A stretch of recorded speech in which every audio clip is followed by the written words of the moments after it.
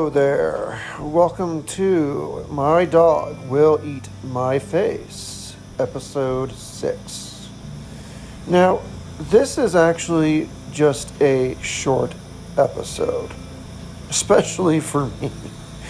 What I've realized is that in the last few episodes, I've really failed to provide any sort of update with respect to my medical condition and really what's going on with that.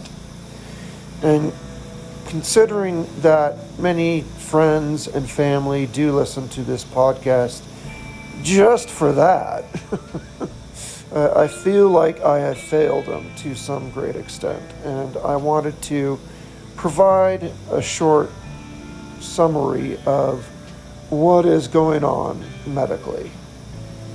Now, if you're just a listener who doesn't really care, I still invite you to listen because this is actually an update of really what the intent of the show is to share what it's like to die of heart failure. At least that's what I am dying of.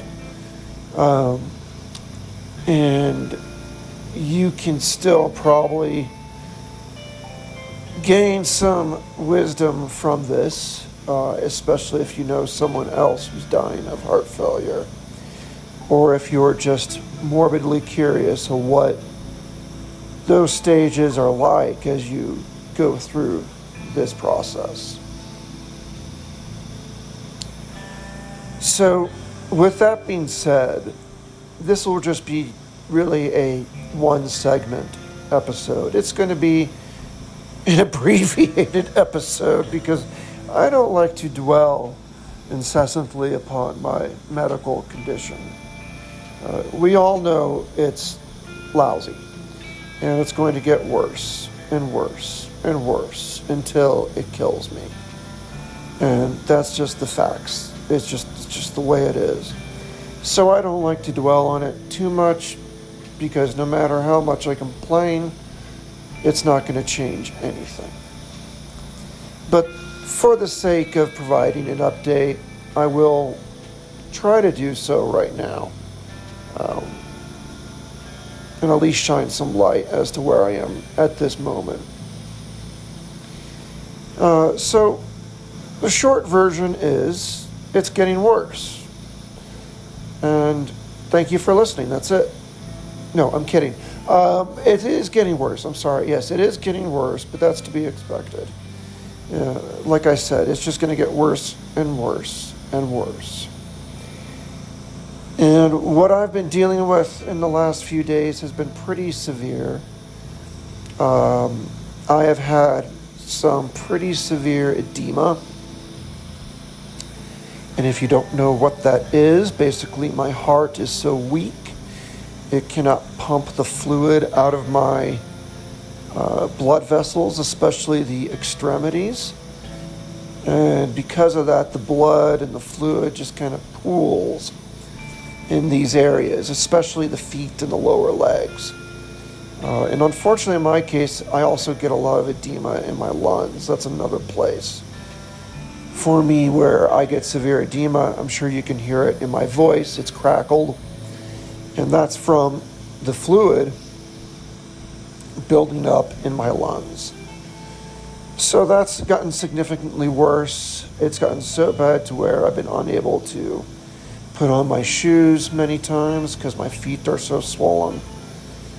And I'll share that when the swelling gets like that, it's extraordinarily painful. The slightest touch to it, it's a sharp shooting pain like you just stabbed it. And it goes all the way up from the top of the foot where it's domed with fluid, through the ankles and up the shins and really up the lower part of my leg. And again, the whole area hurts to the touch. It's really swollen, so it's difficult to walk. It's even difficult to relax and sleep at night.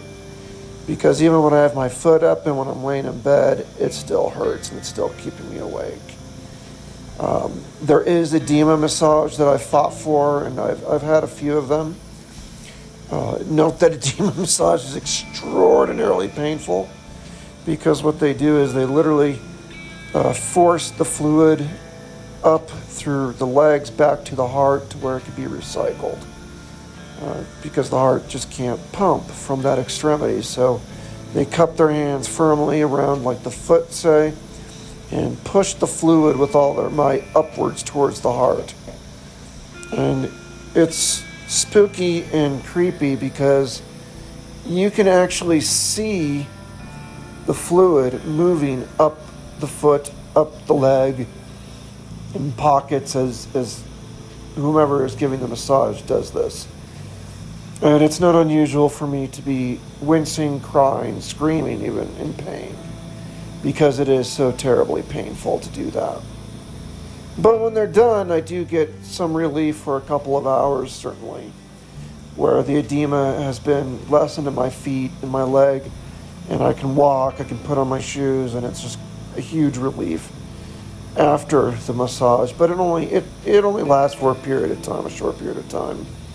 I would say, several hours at best, because the fluid then just rushes right on back as the heart struggles again to pump the fluid. But I go through that terrible agonizing pain for that temporary relief just because that temporary relief is so coveted by myself that to me it's worth it.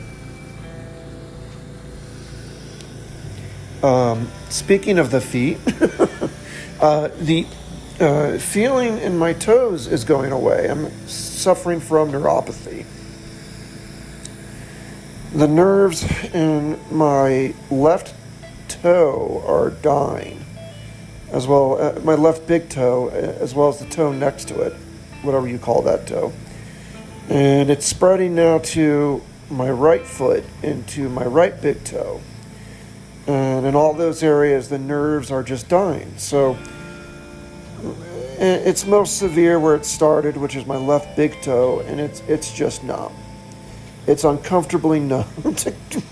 To reverse a Pink Floyd song, it's not comfortable at all. It feels like it feels like a sleeping limb. If you sit on your foot for too long in a weird way, and you cut off the flow, and then you get the stabbing feeling, and you have to kind of walk it off. It's like a constant feeling similar to that with a lot more numbness to it,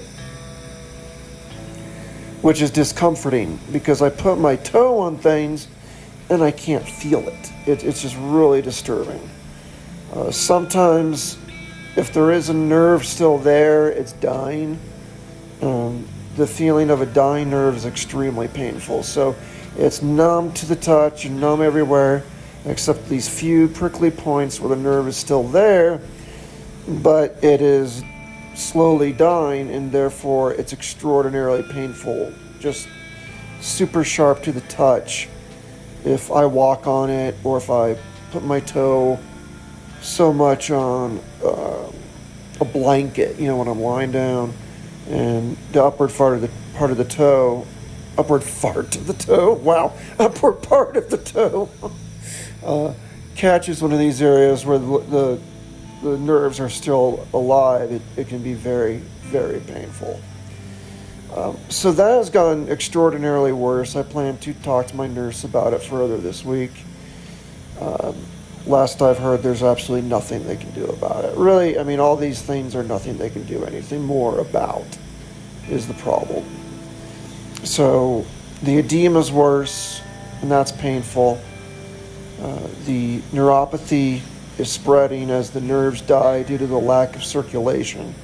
That's what's causing it. And again, that's caused because my heart is so weak.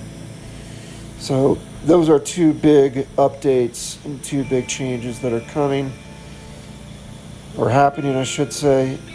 Also, as the edema spreads in my lungs, it leads to more coughing. So you will hear that from me, and you'll hear the raspy voice from, at the very least, coughing fits that occur when I'm not doing my podcast. Also, an area that's gotten substantially worse is the fatigue. It's hard to sleep. And when I do, it doesn't amount to much So there's that on top of just the constant pain and discomfort. So it's very fatiguing. It's very tiring. Not to mention the lack of my heart functioning as it should. It's not providing blood and oxygen to all my organs like it should. It's affecting all my organs, truly. And you can imagine how that could fatigue the entire body. And so I've got that going on as well, where I'm just tired all the time. And it's just getting worse and worse. To where some points I just fall asleep where I might be. And speaking of that, there have been a couple times recently where I've collapsed. I just lose consciousness, or I lose my feeling in my knees. That's happened. And I just go down and I take a dive to the floor. Now, if I lose consciousness, I come to. Obviously, I'm not dead yet. The other times where I am conscious, it's strange. I just kind of lose feeling in my knees, again, due to lack of oxygen. And I just take a dive to the floor. And this can happen anywhere at any time. The last two places I fell, I should say, is in my kitchen and in my office, my home office. So it could happen really anywhere at any time. And I just hope that when I fall, at least I have a soft landing. Thankfully, when I fell in the office, I landed on my dog's bed and his blanket. So it was at least a soft landing. But in the kitchen, it was a full-on slam of my body onto the floor. I've got hardwood floors everywhere else except the bedrooms in the office. And so it just the whole weight of my body just slammed to the floor, full force. So, of course, now my back is in a lot of pain from that. And my butt, my tailbone hurts really bad. And also because of that, I can't bend over. I've got really bad back pain. It hurt the muscles in my back to where if I'm standing for any amount of time, I get severe pain in my lower back. And if I bend over any amount, I start to get severe pain in my lower back.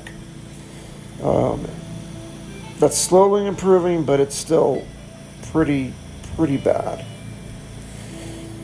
Speaking of the body, also I weigh more than I ever have in my entire life, which is really gross and difficult. A lot of bloating, a lot of weight I'm carrying, which is difficult. And again, that's just from the edema. And finally, there's the mental aspect. The lack of oxygen does, of course, impact the brain. So there's times where I don't just pass out, but I can get confused. I can even hallucinate. I can hear things that are not there. And it's somewhat disturbing, but thankfully in my case, my hallucinations are pretty benign. Honestly, usually the only thing I hear is maybe a voice. It doesn't say much, might be one word or two. Nothing interesting. But the main thing I usually hear is actually music. So that's not so bad. I usually hear classical music if I'm having an issue with my brain, with the lack of oxygen. I start to hear Chopin or something playing in the background. So hey, if you have to hallucinate, hey, that's the way to do it. At least that's something relaxing and nice to kind of chill to. But it goes away quickly, and that's when I realized, oh, that's not real. That's not my neighbors blasting Chopin over the walls. That's the lack of oxygen to the brain. So that's been slowly just getting worse and worse, but it's manageable at this point. So that's pretty much it. I mean, at this point, I'm sure I'm forgetting some things. It really does affect the whole body with the lack of blood flow. It affects the eyes, for example. I've been having to put steroids in my left eye because just from the lack of oxygen and lack of blood flow, it's starting to hurt. My left eye is starting to hurt and swell for no reason whatsoever. It's not an infection. It's not a bug. It's not pink eye. It's not even red. It just hurts and is swollen, so I have to apply steroids to my left eye to get it to calm down and to resolve the pain. So the lack of oxygen and the lack of blood flow really does impact every part of the body, as you can imagine. And so you kind of have to deal with those parts of the body as they come up. And that's pretty much it. That's really what I'm suffering through at this moment, and that is my medical update, at least all that I can think of right now on the spot, especially for my family and friends to tell them where I'm at. I am still on a heavy liter flow of oxygen.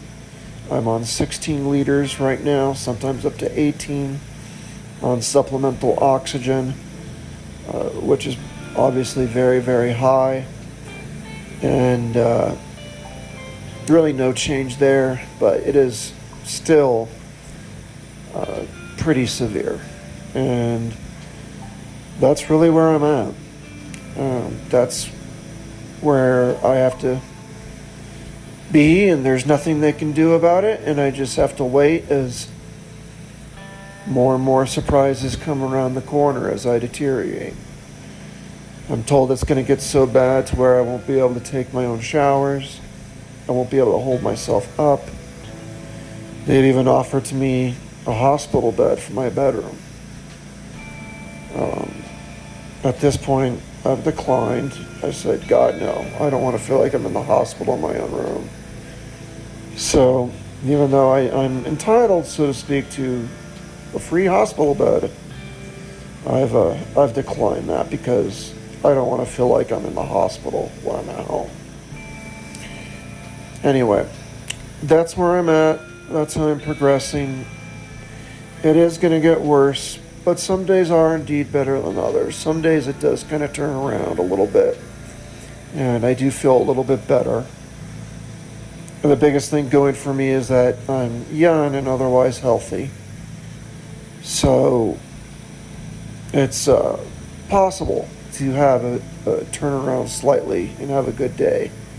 And I can only just hope for those days occasionally.